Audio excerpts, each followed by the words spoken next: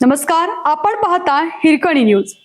Hirkani news प्रत्येक क्षण ताज्या घडामोडी आणि महत्त्वाच्या प्रत्येक बातमीसाठी नेहमी तत्पर.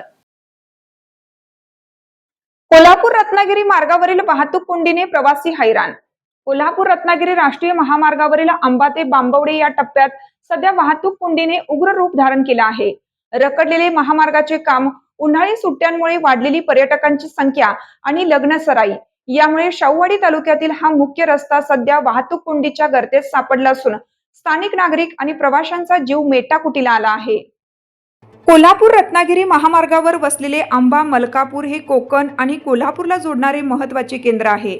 सध्या लग्न सराईमुळे स्थानिक बाजारपेठेत मोठी गर्दी होत आहे.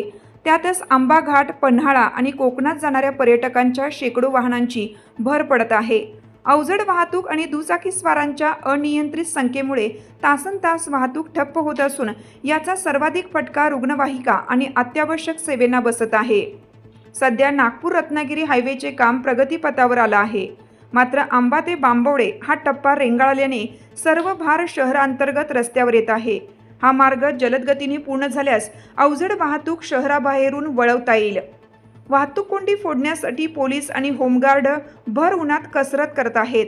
मात्र वाहनधारकांनी शिस्त पाळली तरच हे संकट दूर होईल.